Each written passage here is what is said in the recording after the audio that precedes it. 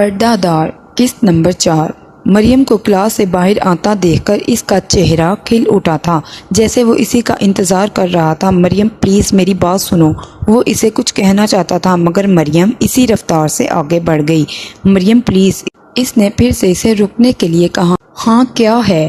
کوئی اور دھمکی رہ گئی ہے یا پھر؟ مریم میں مانتا ہوں میری غلطی تھی، تابش نے بات کو کاٹتے ہوئے کہا۔ مریم میں نے ساری راتوں میں اپنے ذہن سے نکالنے کی کوشش کی مگر میں بے بس تھا۔ تم میرے دل میں بس چکی ہو، مجھے تم سے محبت ہو گئی ہے۔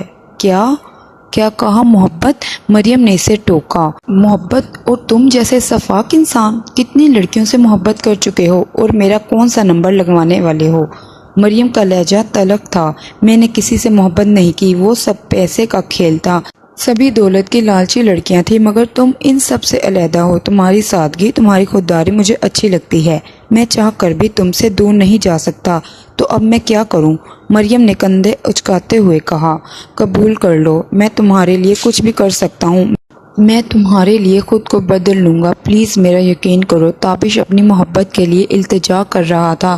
مجھے دیر ہو رہی ہے، مجھے گرلز سیکشن میں جانا ہے، نماز کا وقت ہو گیا ہے، مریم نے قدم بڑھاتے ہوئے کہا۔ پھر وہ اچانک رکی اور تابش سے مخاطب ہوئی۔ تم نماز پڑھتے ہو؟ مریم نے سوال کیا۔ تابش نے نفی میں سر ہلایا۔ تابش، تمہیں پتہ ہے تمہیں بنانے والے کا تم پر کچھ کتنا حق ہے؟ سب اس سے زیادہ اسی کا حق ہے، تمہارے ماں باپ سے بھی زیادہ، اور وہ تم سے صرف وفا چاہتا ہے۔ تم اس خدا سے وفا نہیں کر سکتے، مجھ سے وفا کی باتیں کرتے ہو، اور یہ سب کہتے ہوئے تمہیں ذرا شرم نہیں آ رہی؟ تم کمینے اور جھوٹے انسان ہو۔ اگر دنیا میں صرف تم ہی اکیلے انسان رہ جاؤ، میں تب بھی تمہاری ہونے کی بجائے مرنے کو ترجیح دوں گی۔ مریم اسے بری طرح ٹھکرا کر جا چکی تھی۔ تابش کی آنکھوں سے آنسو بہہ رہے تھے۔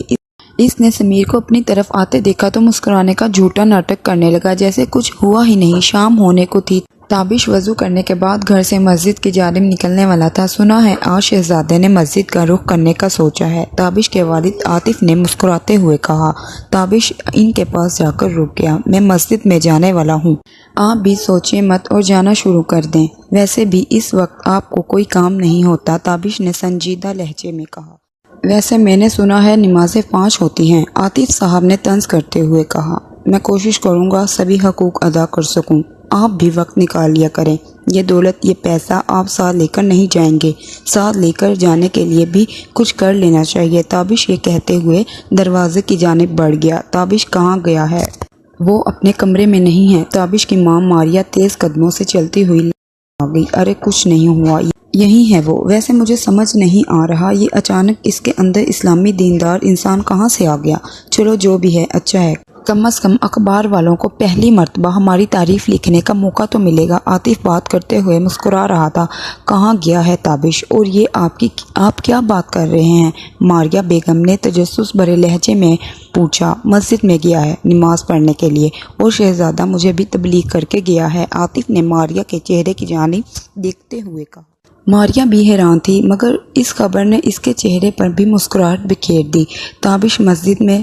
وہ روزانہ شہر میں کوئی نیا بکھیڑا کرتا تھا مگر اس طرح یہ تبدیلی اچانک، یہ خبر ماریا کے لیے پریشانی کا باعث نہ تھا، کیونکہ ہر رات اسے جھگڑوں کی فکر رہتی تھی، مگر آج ایسا بالکل نہیں تھا۔